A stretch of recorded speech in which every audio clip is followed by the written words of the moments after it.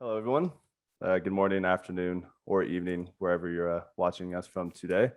And welcome to today's webinar session, K-12 Cybersecurity and Safety Leadership event, the State of 2021 K-12 Cybersecurity, Safety, and Privacy, hosted by Managed Methods. If you'd like, go ahead and let us know where you're watching from today. I always like to get a sense of who's watching and where you're watching from, just to kind of see the audience that we have in here today. So if you want to use the chat panel, thank you, Amir. I see that you Memphis, Tennessee. Hopefully it's not too warm there.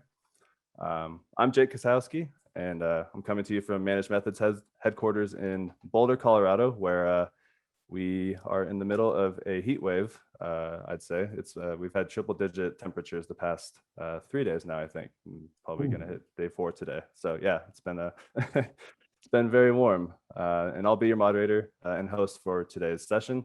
I'm joined today with our wonderful panelists, who I'll let them introduce themselves shortly. But a few housekeeping items I would like to get through before we get started. The session is being recorded, so all attendees and registrants should receive the recording within the next day. And all attendees are muted for the session, but if you have questions, please use the chat panel, as I see many of you have done, to drop in where you're from. I see Manitoba, St. Louis, Florence, Oregon, Beaverton School District, Sonoma. So thank you guys for dropping in where you're from, and nice to see you all. But yeah, drop in your questions in the chat panel or the Q&A panel, and we'll be sure to answer your questions at the end, as we're going to leave about 10 to 15 minutes for audience Q&A for our panelists. And before we have Dave and April introduce themselves and we get into the main discussion for today, I would like to turn it over to Doug Levin, the National Director of the K-12 Security Information Exchange, to share more about this new organization and his State of K-12 Cybersecurity 2020 year-end review report. So Doug, the floor is yours. Thanks a lot, Jake. Let me just make sure that does that look like a slide? Yep. Excellent. Okay, great. So thanks, Jake. Again, my name is Doug Levin. I'm the National Director of K12 SIX, or the K12 Security Information Exchange. I've worked at the intersection of education, technology, and public policy for about 30 years in a variety of roles, always sort of inside the Beltway in DC. Maybe most notably, I was executive director of SETA, or the State of Tech Directors Association, for about 5 years. I will tell you a little bit more about K12 SIX and our current work and current organization. But I thought it would be useful maybe to talk a little about what we know about the state of K-12 cybersecurity first, because I think K-12 SIX in some respects is a reaction to these trends that we've been seeing. For a number of years, and actually with the generous support of Managed Methods and a handful of other partners, I have been producing a report series on the state of K-12 cyber security. This report series is based on something I call the K-12 Cyber Incident Map. But long story short, in about 2016, I started seeing more and more news stories about school districts experiencing significant cyber incidents. And when I went looking for data and information on the state of K-12 cybersecurity, I really found nothing that spoke to me as a K-12 person that was actionable. So I decided to start compiling my own data set of publicly disclosed school cybersecurity incidents affecting public school districts in the US. I say publicly disclosed because I think, as those who work in the sector understand, not all of the incidents that school districts experience are publicly disclosed. And so this is actually a subset of all those incidents that school districts are experiencing. Some of those disclosure requirements vary by the type of incident it is, the severity of the incident, or even if it's, say, a data breach, what state you may be in. There's a lot of other interactive features about this map, but I'll leave it to you to explore that at the URL there on the screen. I suspect that there are at least some of you who may be familiar with the map, at least in general. I have let others and collaborated with others who have reanalyzed the data from the K-12 cyber incident map, including the US GAO, where they found it the most complete resource that tracks K-12 cybersecurity incidents. And so I'm sort of thrilled for that sort of external validation, but I just want to give you that context about the data and information that I'll be sharing with you here. So let's talk about what the data for the map has shown. And there's really two really big picture points that I want to start off with. One is that over time, both the frequency and the severity of school cybersecurity incidents has been increasing. 2020 set another record for the number of incidents that affected schools. And as I indicated, the severity over time has also been increasing. Now, with respect to 2020 itself, I did identify over 400 incidents involving actually not quite 400 districts. And the reason being there is that some school districts actually experienced more than one incident in the same calendar year. And in fact, looking over the history of my data set, somewhere between like 10 and 12% of all incidents have happened to the same, happened to a district more than once. In some cases, there might be 4, 5, 6, even 7 times an incidents have been reported about a singular school district. And that starts to maybe raise some questions, of course. The other point that I want to make here is that there's a wide variety of challenges facing school districts with respect to cybersecurity.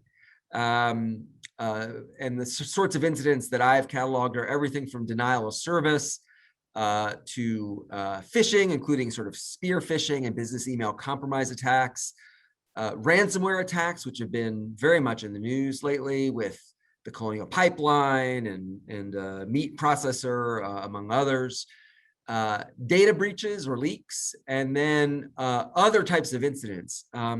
2020 was a bumper crop for other types of incidents, and I'll talk about that in a moment. So let me just touch on each of these major sort of types of incidents that schools experienced in 2020 to offer just a touch more insight into the nature of the challenges facing schools. So the first thing that's important to note, and I think people in K-12 understandably first go to student data breaches as the primary issue that is facing schools with cybersecurity. It's one category of things that is super important. But even when you're sort of limited even to just the topic of data breaches, it's important to note that staff data from schools has also been exposed. In some cases, it is both student and staff data that are exposed. And as you might imagine, there are a number of data systems that school districts manage that include data about both parties, in some cases, even families themselves. The other important point to know about data breaches is that in many cases, when a school system is exposed, it's not just current students and employees that are at risk, but also historical records of former students and former employees.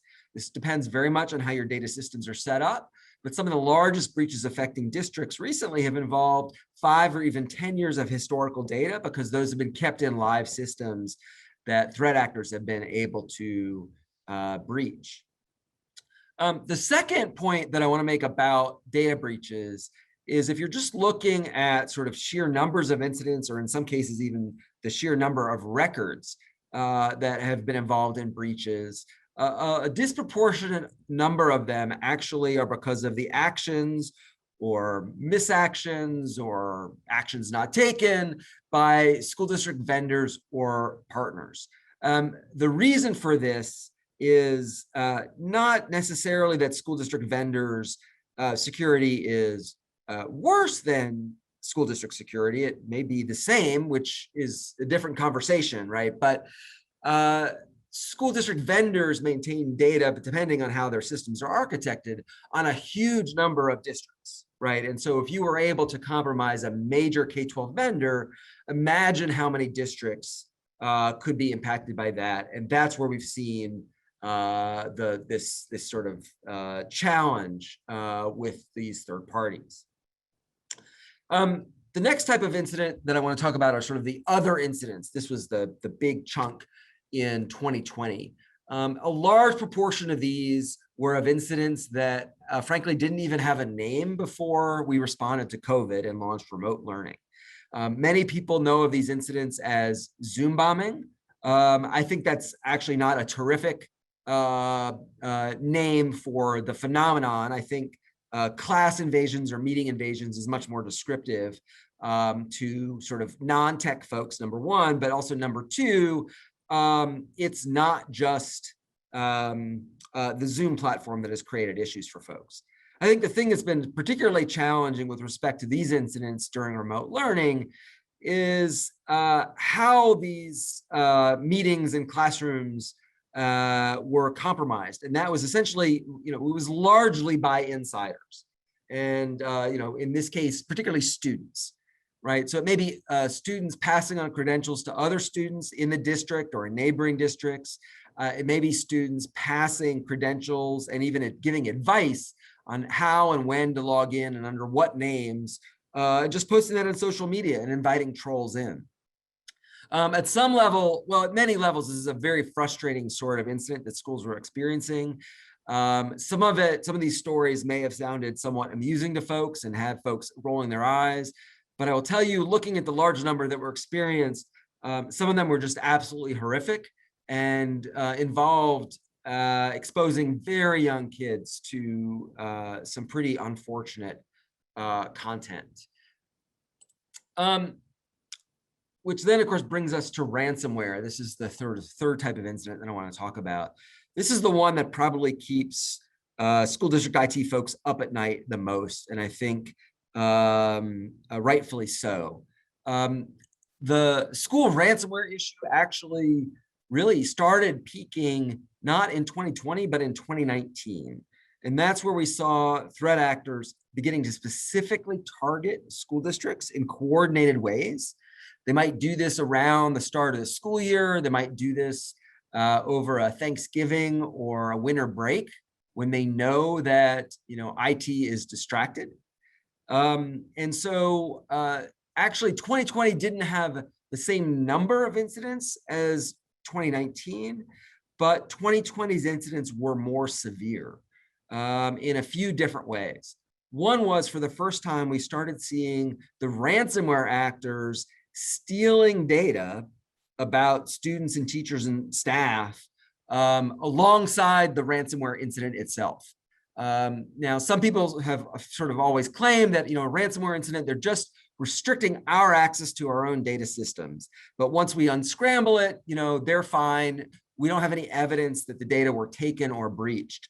I think that notion has been sort of tossed on its head because the ransomware actors now are exfiltrating systems for quite some time, sort of doing research on the organization, downloading the data before they activate the ransomware.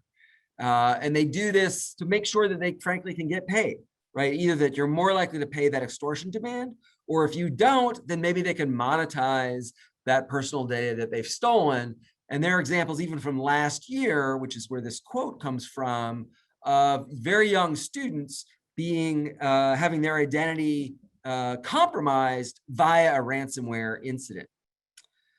We also saw in 2020 the extortion demands increasing in dollar amount. Now, of course, these are paid in usually cryptocurrency, often Bitcoin, but it's not unusual to see extortion demands exceeding $1 million.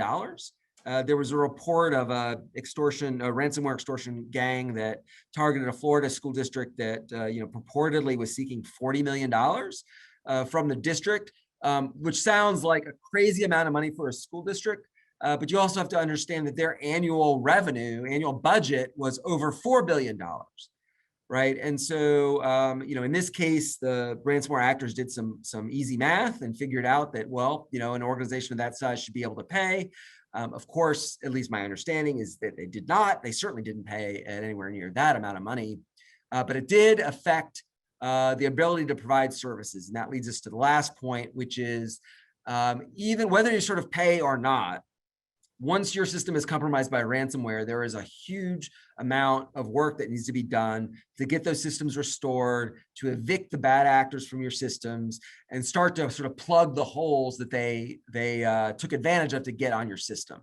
And we've seen school districts, large numbers of them, have to close and cease operations because of ransomware, in some cases for a week or more, literally closing schools. Now, this of course was exacerbated by remote learning and COVID, but there's no reason that this isn't likely to happen. We have seen this happen when kids are in person as well. The last type of incident that I want to talk about is email-based phishing. And so schools are subject to all the same stuff that everybody gets just by having an email account on the web. If you've had it for any amount of time, you've been hit by the Nigerian print scam, gift card scams, PayPal, needs you to log in, et cetera, et cetera. Certainly individuals in schools, some proportion of that gets through and that affects people. I think what's more concerning are sort of the targeted spear phishing attacks and business email compromise attacks that have been targeted against school districts. And this is where criminals are actually doing research on schools, determining sort of who has financial authority in a school district, maybe who their contractors are, and they will sort of insert themselves into that sort of maybe email conversation and change the bank account routing information. And so we've seen a large number of school districts compromised by that sort of attack. The largest one being in this last year, almost at $10 million. In some cases, school districts are able to get some of that money back, but not always. It depends a little bit on how quickly the school district is able to recognize it, or the contractor. And it also depends on how sophisticated they are and how quickly the threat actors are able to get the money overseas. So it's definitely a challenge. And I will say that some of these phishes are actually quite sophisticated. So this isn't a case where, somebody maybe should have known better. I mean, really, these are, they're doing, it's very hard to imagine that some folks could fall for this. It's very easy to see how some folks could fall for this. This is not, the old, sort of sloppily put together crazy emails that you just don't understand why people would click. That is not what these look like at all. The last trend that I just want to talk about real quickly with this report is the type of school districts that are more likely to get affected by a school cybersecurity incident. The first point, of course, I want to make about this is that I have examples in this data set from 2016 to 2020 of the very largest school districts in the country being affected, as well as the very smallest, literally from Alaska to Florida, from Maine to Hawaii, and everywhere between it, all 50 states. But having said that, it does appear that larger school districts seem to be more likely to have experienced a publicly disclosed incident than others. There's probably a number of reasons for that. One is, there are many more small districts than there are large districts. And it's important to note in the context of this slide, since these are national statistics, a large district is just a district serving 10,000 or more students. A medium district would be between 2,500 and 10,000 students, and a small would be under 2,500 students. So, depending on where you are, 10,000 may be large or it may not be large, right? But nationally, that's relatively large. It may be that larger school districts just have more users with more devices connected to the internet, and therefore they have a bigger footprint on the web and a larger chance of, say, clicking a link or being exposed to something malicious. It may also be that larger school districts are more likely to have local media coverage, right? That will be sharing information about school districts when they have an incident. I don't quite know the answer to that, but I suspect it's a little bit of a combination of those two things. So, all of this data, they're available, and I'll drop a link into the chat as soon as I'm done chatting here to get you a full link to the report. And I know the folks at Managed Methods can get you a copy of that as well. These trends have only been getting more significant over time. The threat actors are not just sort of sweeping up schools in sort of the dragnet that they just toss widely across the internet. They're actually targeting schools. And schools are also challenged from the mistakes that are made by their teachers, by their vendors, and by students who may be bored and causing mischief on school networks. So it's really challenging. And so when we went looking around, and as I've been out raising awareness about this, it was clear to me that school districts needed more help. And that has then led me to collaborate with a group of colleagues to launch a new organization, of which I am now national director. And this is K12 SIX, or the K12 Security Information Exchange.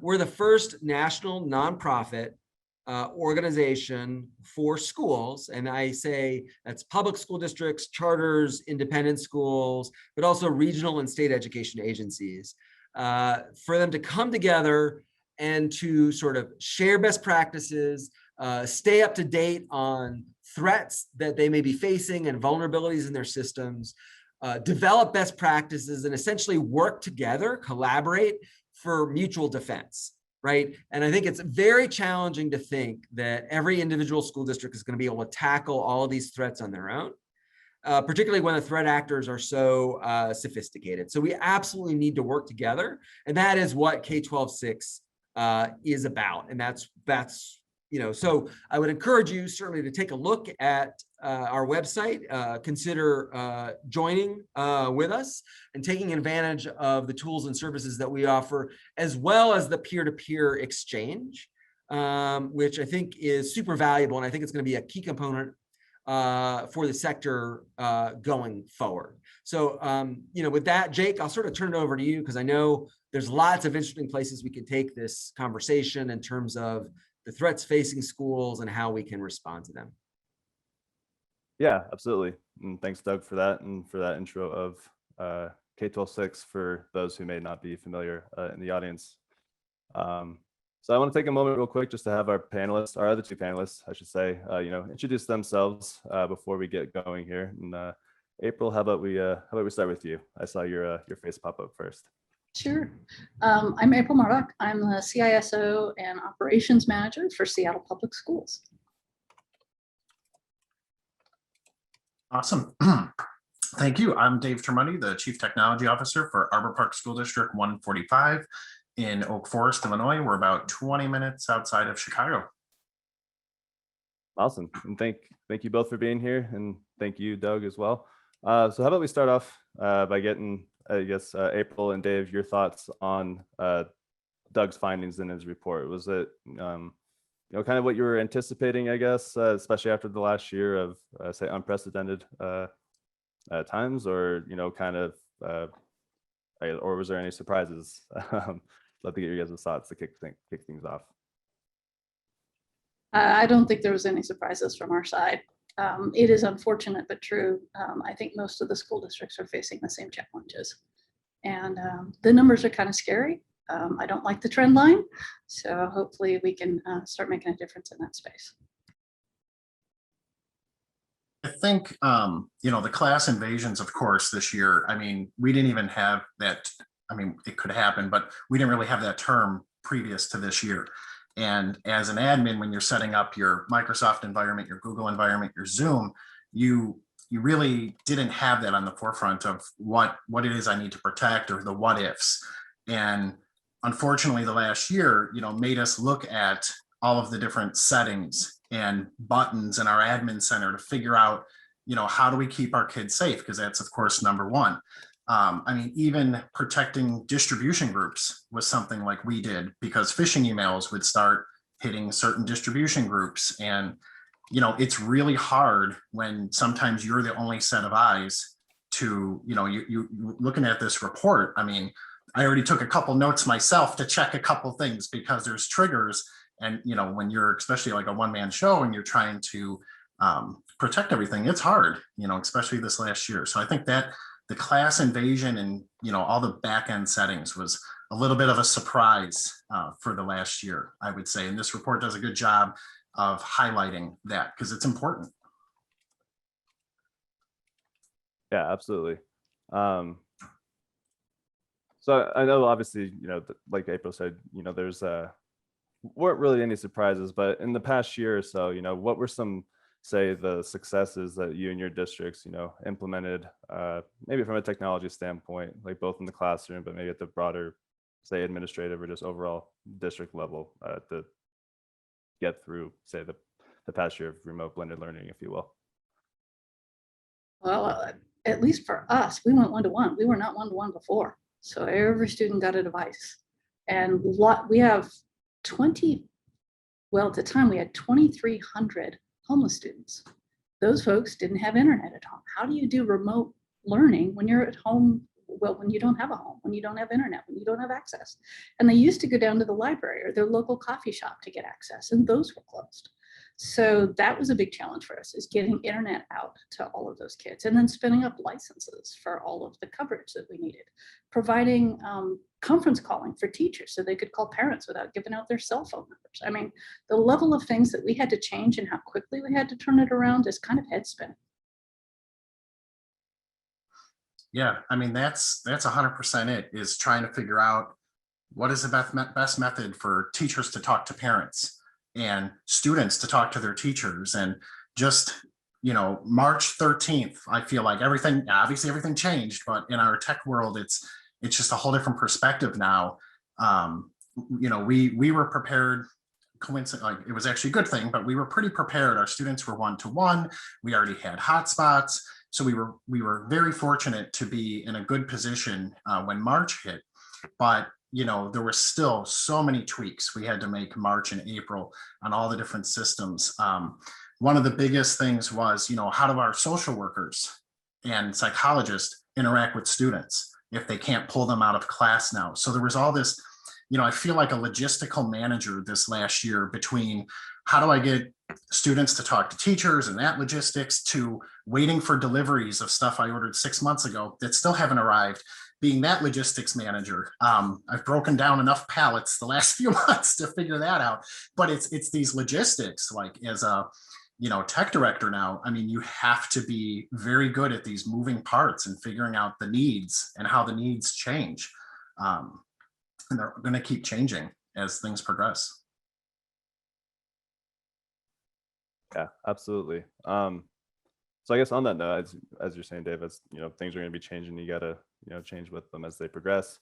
How's the past year impacted your team's cybersecurity approaches, especially on like a safety and privacy front too, with everyone being more remote? And then I guess moving into, say, the 2021 school year, I would anticipate, maybe there's some sort of blended model, and, correct me if I'm wrong, maybe students come in for every other day, or maybe they come in at all times, but then, a lot more access is happening outside of school now because students are used to that and also have their own devices. If you're keeping one-to-one models, which I assume is probably the case. But so how has the past year impacted, I guess, your guys' approaches to security and safety and, privacy of students and staff, say, in the new environments that we'll be in moving forward?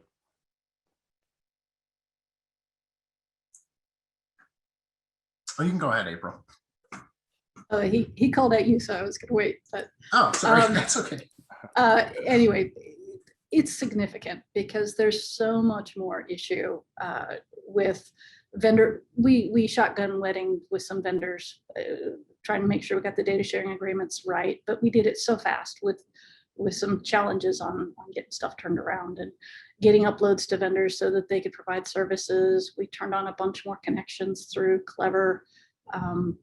And all of that, the cybersecurity team did pause and make sure that we had data sharing agreements in place, that we have, ownership of the data, that we made sure they have non-disclosure requirements to not share it, that they'll delete it when we demand that they delete it. But all of that takes time and energy. And keeping up with that is a bit of a challenge. I'm glad to see some statewide initiatives around privacy management and common data sharing agreements across vendors.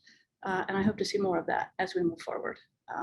But it's between that and the forensics of who done it when kids, all the bad behaviors that might have happened on the classroom or in the play fields or, at recess are now all online.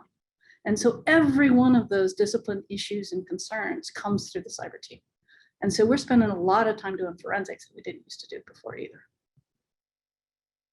Yeah, and if we have any Illinois attendees on here, you know that there's the new student privacy law that was passed that starts July 1st. So on top of COVID and all of the changes we've made, we've been working with all of our K-12 software vendors for student privacy. And luckily, we got started, you know, pretty much as soon as it was passed. So our staff was aware, you know, keeping your board and admin team aware of all of this is important too.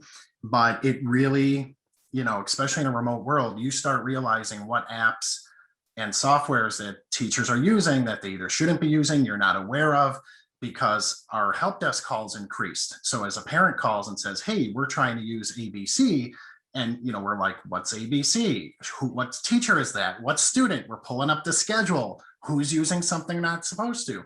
So this new SOPA law is fantastic, but the timing is very tough right now with everything that we're trying to do. And protecting our student data is of course number one, but I mean, it is very challenging because it's not just software, it's your photographer, it's your lunch service, it's all of these different components, and it's exhausting. And I'm sure everyone agrees with that, you know, but it's for the good, it's awesome, it's fantastic, but it is exhausting to do it. But it's just important that all of these components really have to come together for a cyber awareness program. And I just mentioned like keeping your board involved.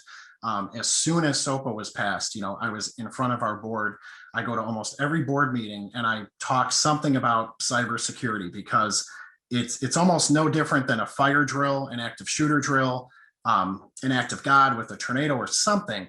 But it's almost like we're going to have to start doing cyber drills where, what if we have a power outage? What if we have a ransomware attack? How do we continue through the day? So I definitely see that. And we're actually going to try that next year, since we have to have a practice remote learning day. We're going to have like a practice, we're on site, but now we lost internet day. So it's something like that where, you know, we unplug the servers and see, no, we'll protect, you know, what happened. But just a way to practice so everyone is aware of how to function, just like you would keep your front doors locked during school hours. How do we keep our networks locked during all hours? You know, it's not an 8 to 4 process. This is just, you know, the lack of sleep of dealing with this, like you were saying in the beginning, Doug, with, you know, having trouble sleeping at night just because of ransomware attacks. It is true. You know, I've woken up at 3 with a alert that a server's offline, and it's in your gut, it's in your head, like, no, please, you know, oh, okay, it was Windows updates, I'm good. So, you know, it's just very different world, and different jobs for all of us, for sure. One quick add-on to that, we've moved to 24/7 coverage for security events. My team couldn't do it alone, and so we've hired a vendor that keeps an eye on those alerts and has the ability to isolate both users and devices without our intervention if they need to after hours, because the bad guys time it for weekends and holidays to wreak havoc. Yeah, Very smart. I was going to just sort of underscore something you said, Dave, which I thought was really important, which is that it's, you know, I think we tend to think first about all the classroom tools and apps that, you know, teachers and kids are using, but there's a whole slew, like you mentioned, you know, transportation, food service, you know, social services, HR, right, accounting, that's online, right, and you know, some of the privacy law, like we tend to think of like, oh, those are for the ed tech vendors, but like your yearbook vendor, your class ring vendor, like, you know, like it's really a whole slew and range of partners that schools work with, you have relationships with, and some of them, like the IT department, may be used to vetting for privacy and maybe security, but it's really all, you know, all of them. And some of the harder incidents affecting school districts over the last few years have been in vendors of sort of back office applications that, you know, people don't think all that much about, and you sort of use it because you have to use it because somebody has to report something to somebody else, and it's been there forever, and it's running on this old system that, you know, nobody updates, and it's a mom and pop sort of vendor And nobody would ever know about such a company if they didn't work in education. But I mean, like, it's those in some cases that are the challenge. And that's the challenge, is figuring out, who has rights to what data. A quick example is, school photographer emails the school secretary, hey, can I get a list of your parents' emails so we can send them an email blast to order pictures? And for us, that's a no.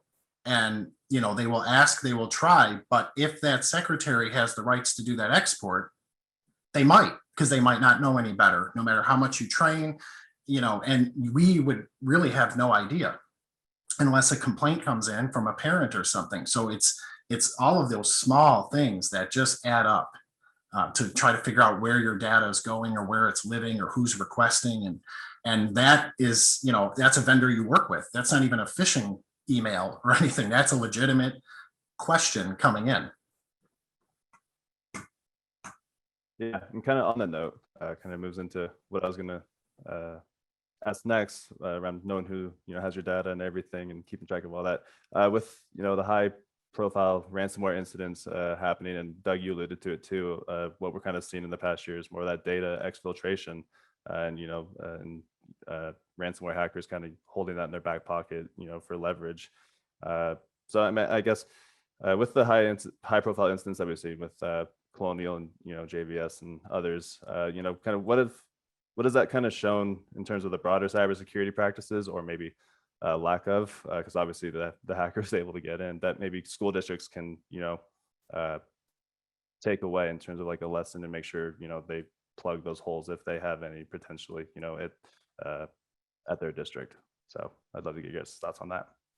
I have my favorite top three, which is basically please block macros coming in from the internet.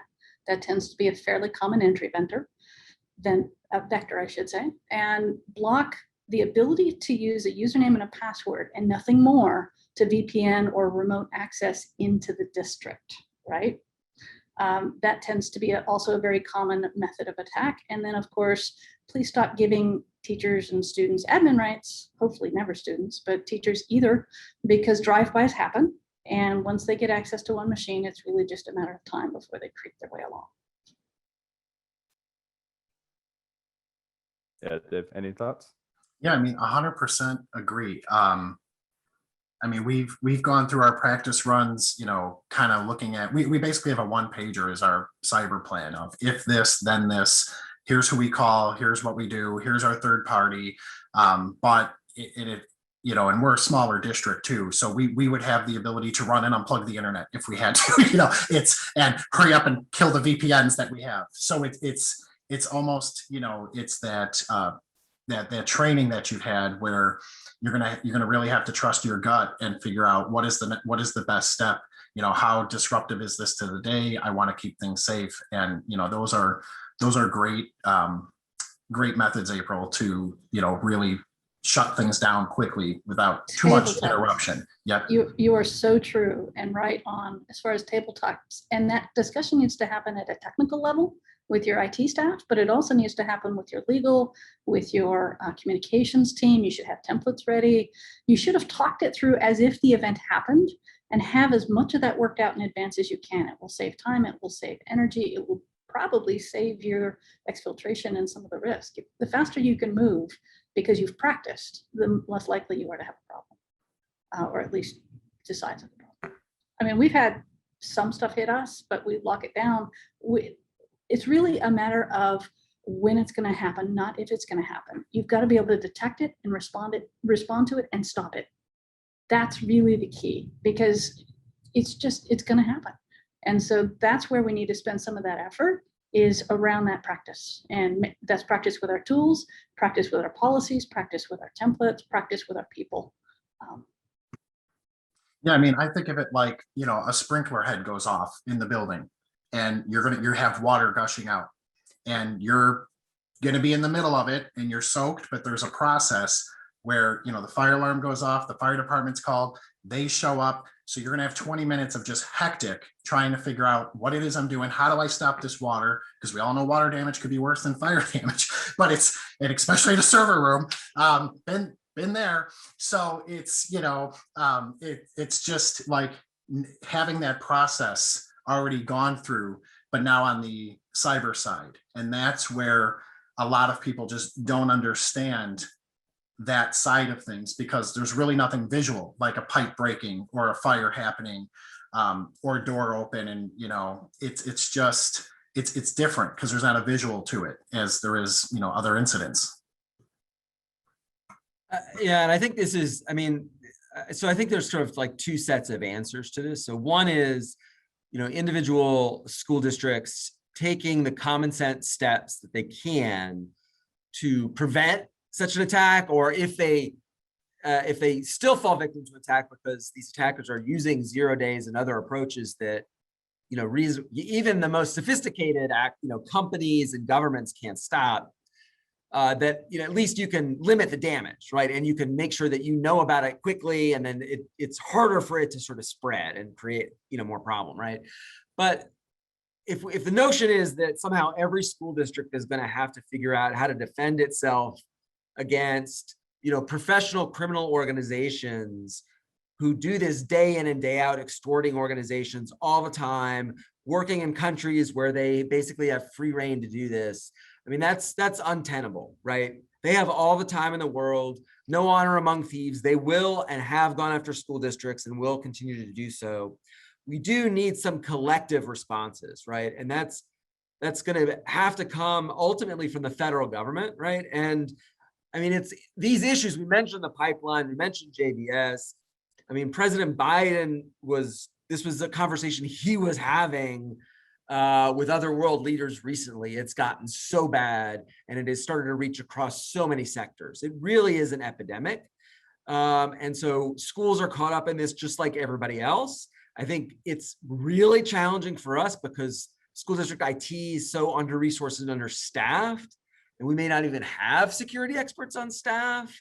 And, you know, we care about kids, we care about our communities. I mean, it's awful to have this stuff violated, but it's, you know, it's unfortunately, while school districts need to take those common sense steps, like, so they're not, you know, they gotta have their seatbelts on, right?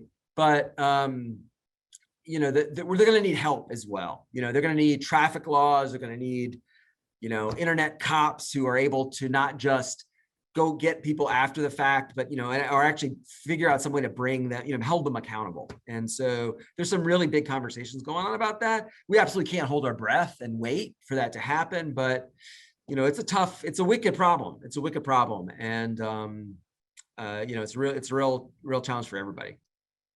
I think of it like, I've used this example before, but you look at a big retailer like Walmart, and they're going to have shoplifters. No matter what they do, they can put in cameras and armed guards and the security tags and lock stuff up. There will always be a threat of someone coming in and stealing merchandise. And even if you lock the doors, they will still get in and steal the merchandise. So it's like all of those layers might help reduce your risk, but it's still going to happen. So, you know, we can implement as many different software programs, we can have as many security staff, but you're still going to be at risk for, you know, something like this to happen. And it's unfortunate. Well, but I will argue that there's a lot we can do to make ourselves not in that batch.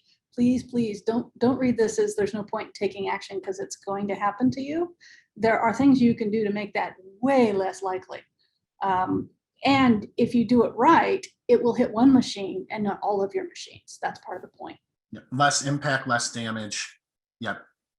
Yeah, and I'm sorry. Maybe I was a little strong on that point, but it's a challenge for. I mean, I think that, I mean, Dave, you talk about the importance of having a plan and practicing for when something goes wrong. I think that's absolutely spot on. The other thing that I would say is when I'm able to discern sort of how school districts were compromised, a very large percentage of those compromises could have been avoided if sort of basic cyber hygiene practices were sort of in place, or basic controls were in place, right? And so there are lots of things that we know that we can do. And in some respects, it's sort of like that joke about, you know, like, can you outrun the bear? I don't need to outrun the bear. I just need to outrun, you know, you, right? And so, you know, if you can shore up your system so then the bad guys move on to another target.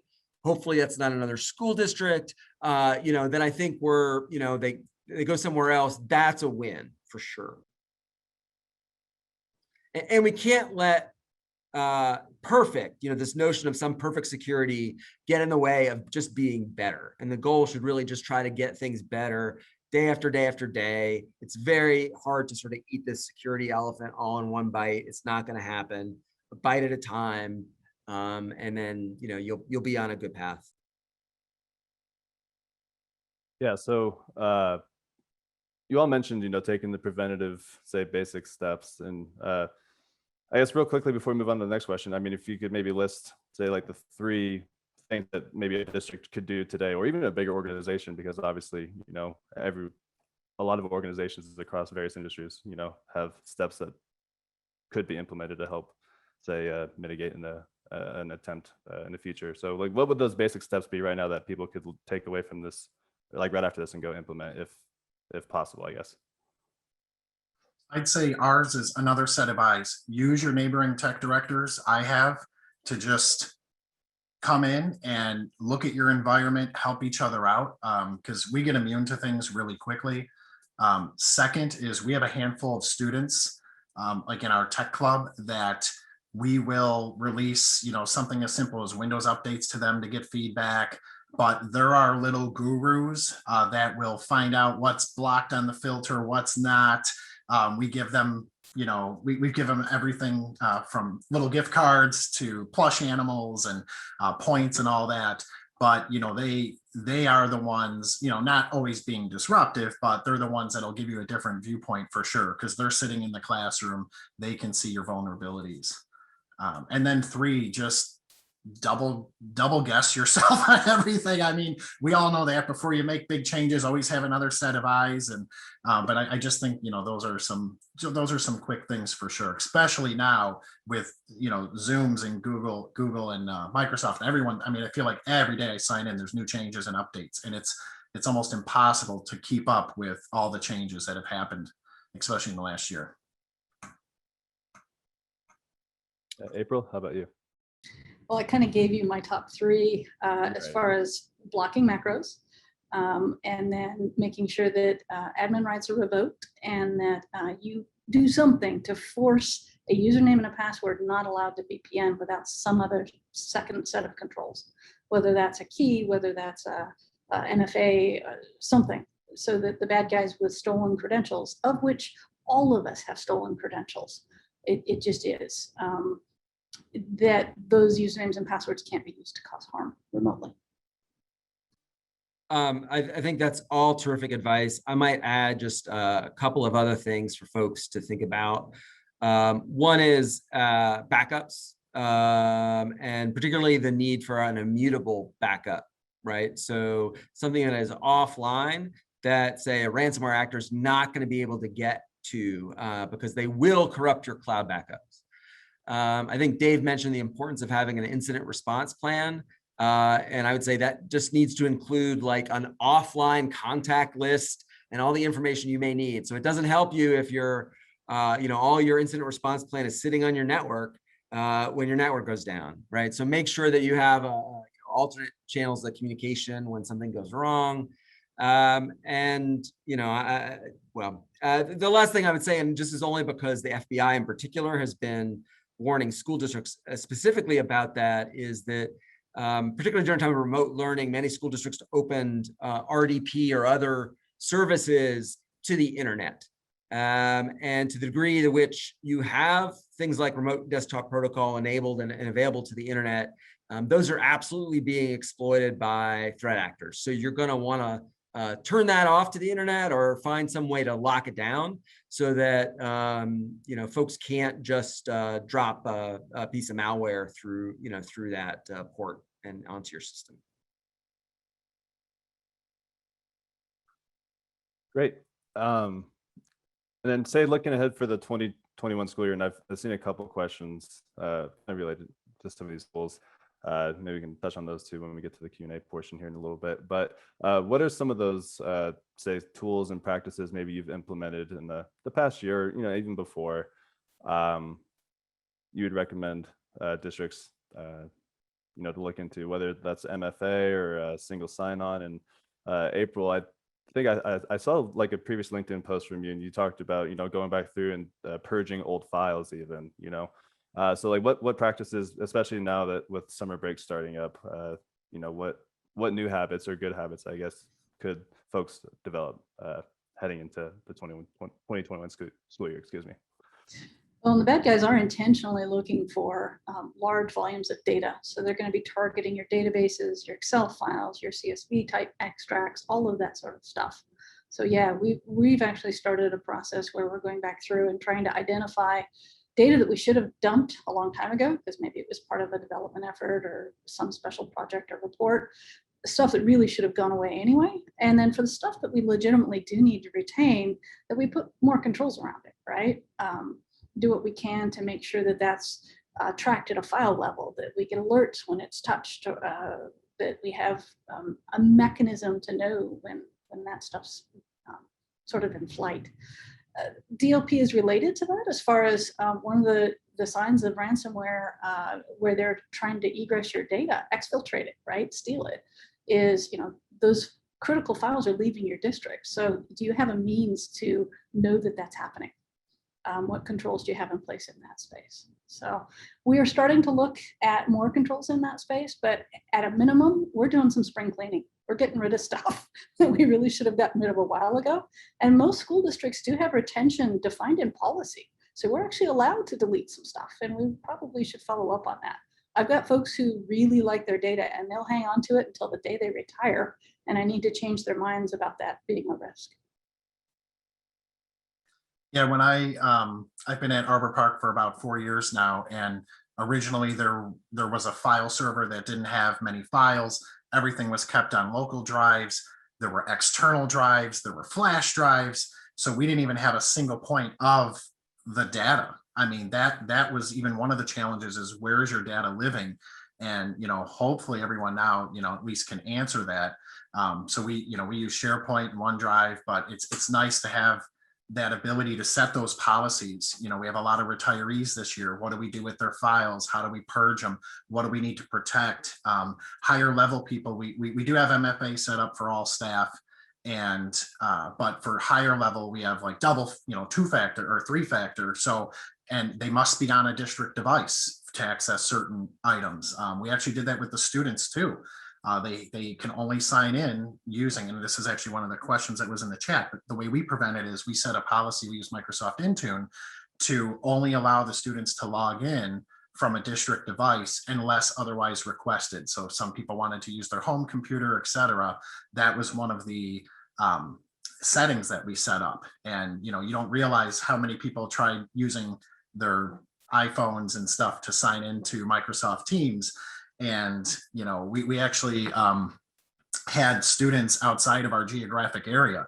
So our systems in place were actually turning off and killing their accounts until we would approve and put them in a different policy. So, the days of putting the username and password at the front of the computer lab on the board, we're way past that. And for us, that was just 2-3 years ago. So, it's so different now.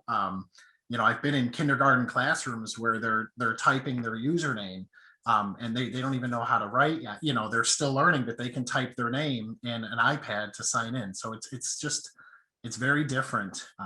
Everything that we've had to overcome for sure. And I want to call out one of the comments about user education. We we just did a phishing exercise and did the training on that. And we try to do that a couple times a year. That helps. Unfortunately, in a district my size with 8,500 staff, even if I get 99% of my users well trained to not click on that stuff, somebody will. So it's still really important to get detect and respond down, because there is a path in. It's really just up to us to catch it and stop it. Yeah. So real quick here, my last question before we move into some Q&A. I know we have a couple other questions that we could get to as we get to the top of our hour here. But what aspects, or I guess newer aspects of, say, technology or cybersecurity, especially like the introduction of video conferencing with like Zoom, Meet, and Teams even, and maybe just more broad access, I guess, to, cloud storage and everything at districts. Like, what things do you guys think are going to maybe stick around for the 2021 school year moving forward? Or do you think things will maybe revert back a little bit to, say, pre-pandemic times, I guess? Or kind of what's 2021 going to look like, you think? What's going to stick around? One of the challenges we had was how do admins and principals see what's going on in classes? Because before, they can do informals by walking through the building, popping into a classroom, saying hi, taking a look. And as soon as we're 100% remote, I have no idea what's going on in my 100 sessions that are going on right now. So I think it built stronger connection between the teachers and the classes and the students and even parents with their admins. Like principals would hop into a class virtually, say hi, kind of see what's going on without that formal observation, just like you would be walking around the building. And I think that's something that's going to stick. I think it's allowed just a different perspective. Another thing that I think is definitely going to stay around is, one thing I noticed, and it wasn't just at Arbor Park, but, teachers really didn't think students had the capacity to use a lot of this tech. Like, well, who's going to teach them how to turn it on? They will figure it out. And, it was just amazing because it's a whole different generation, no matter what grade. But, who's going to show them how to turn it on? How are they going to click Teams? I'm like, they're going to figure it out. Watch. And they really did. So I think all teachers now have just a different perspective of, the iPad in the classroom isn't just for the Frog app. Now it's an actual instructional tool that you're going to rely on, just like a textbook or your school supply list with pens and paper. It's equivalent now. I mean, it's no longer just on a cart and we're going to use it today. It's whether you're doing remote learning, concurrent learning, or if everything's back to normal, there's still going to be that capacity. Like for us, we won't have snow days anymore. We will have e-learning days. So we don't have to worry about adjusting the calendar. So I think it's here to stay in some capacity for sure. But I do think that teachers having the, what's the right word? Just lost my word, but, understanding that students, do have that capacity to use these devices, whether it's a Chromebook or Microsoft device or iPad or whatever, definitely. On our side, I think we're going to see there'll be a lot of return to one-to-one regular or face-to-face teaching. But we've applied for, I think, a virtual school, for lack of a better word, with the state. And I think that's going to happen. And I think we're going to move our kids that actually perform better and were much more successful at home into that kind of a context where they can be successful moving forward. And so hopefully we'll have the best of both worlds. I also think that a lot of teachers will take advantage of, in our case, Teams conferencing, where they can call from their soft phones to parents or whatever. That'll be, I think, a more common occasion where they can have a face-to-face with a parent because both now have video, both have audio. They can have that parent-teacher conference maybe more frequently and less trekking into the school building to do that. So I'm hoping to see it free up teachers in the context of having more resources available. As well as being able to help target the instruction for the kids that need it. And we may see more in the space of differentiated learning, right? We've got a lot of tools at our disposal. We have a lot of data at our disposal. Maybe now we can help those kids be successful. I mean, we've been working on that all along, but I think we're sort of leapfrogging ahead in that space. One thing you said, sorry. No, go ahead, Dave. One thing you said was about like more resources. One other big perspective change is just that the social emotional side. One thing we decided to do, and based off of settings with Microsoft at the time, is we did allow students to chat with each other just because they're at home, they can't see their friends. And we decided to leave that on, and we have monitoring for that. But, once they learn that someone's watching, it's good conversations. But I think there was more positives than negatives for sure with that, just because of just the social emotional side. They're not talking in the stairwells. They're not talking in the hallways or the bathrooms. And they lost that component and that connection. So that was one win we had, only with a few minor issues. But, allowing a social worker to review chats between students, I mean, for certain incidents, it's a whole different perspective, you know, having to confront them or talk to them about it. So I think that really changed, because teachers were more involved too. You know, if they saw the chat, they were like, oh, she said what? And it really, I think it helped teachers become in tune with that side too, that side of the house for sure. So I think that's a big change that's going to stick. Yeah, absolutely. I know we're getting to the top of our hour here, but I want to just get to a couple of questions real quick. Maybe we could do like a what do you call it, like rapid fire. So one question was, what technologies do you see school systems lacking that could help? I think is what this person was asking. So maybe real quick, a couple technologies you think maybe districts are lacking that they could implement, say, over the summer. I would love to see, well, besides the basic controls we talked about earlier, I'd like to see more SOAR, which is automation and response, so that when the bad things happen, they get shut down quickly without requiring a huge amount of sophistication on a district side. Yeah, I agree that the human intervention side is just, that's the hard part. When there is something, I mean, even walking down the hall, we get interrupted. Do you have a minute? Do you have a question? And yet alone a cyber incident, it's, I'm in the zone. It's the more 100%, the more we can automate with whatever tools we have at our disposal, that's what we have to do.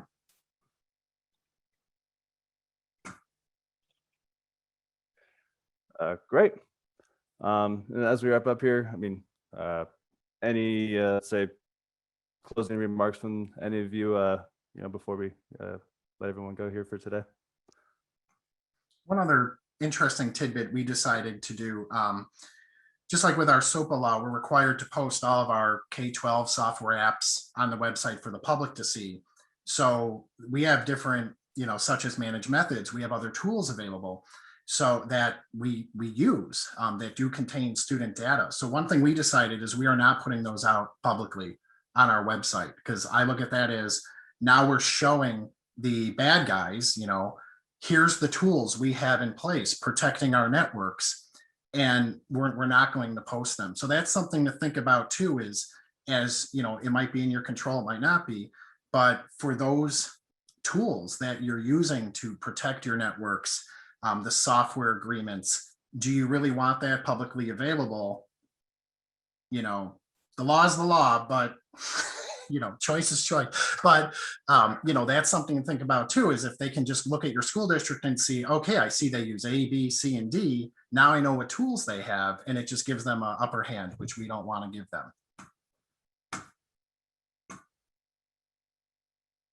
Sorry for that tangent, but let me actually answer a question I see in the chat from Edward, who asked about how do you assess third-party vendors with respect to like their security issues. I'm not personally aware of a good K-12 specific tool or rubric to do that. However, I am aware of a good one that's been used in higher ed. And the EDUCAUSE, which is sort of like a COSIN for higher ed, they have a security group, and they've created a tool called the HECVAT. It's HECVAT, I think that's what it is, HECVAT. And I'll see if I can drop a link in there. And it's a great little checklist that many higher ed institutions give to vendors to ask them a whole range of privacy and security questions. That they usually do that during procurement.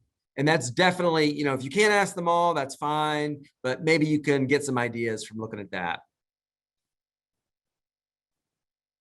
Great. And then I see another comment here real quick. The NIST cybersecurity framework is also a good resource to look at and refer to and follow for that as well. It is, though. Sort of saying that you're aligned to the framework is not really. I don't know that that's offering this sort of insurance about practices that I might hope. That's not really what it's quite designed for. Right. I see someone dropped in the link, and Doug, I think that's probably what you were looking forward to, the community vendor assessment toolkit. Yep, Janice is faster than me. I just found the link, so that's the right one. Here. There's also a HECFAT Lite, just so folks are aware too. Oh, I accidentally copied the wrong thing. I'm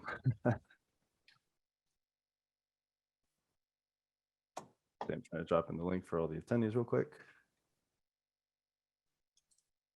There we go. Apologies for that, everyone. Cool. And I know we've ran over a little bit, so thank you to thanks Dave, April, Doug for sticking around a little bit. Thanks to the attendees who are still with us. I think I'm gonna wrap it up there. So again, thank you to everyone for coming to today's K-12 Cybersecurity and Safety Leadership Series event. Look forward to the next one, and thanks April, Dave, and Doug for your guys' time too. Really appreciate you coming on and sharing your knowledge and spreading the wisdom for our technology attendees here today. Sure, Thanks no for having problem. us. Thank you. Absolutely. We'll see everyone here next time. Have a good rest of your day. Bye, everyone.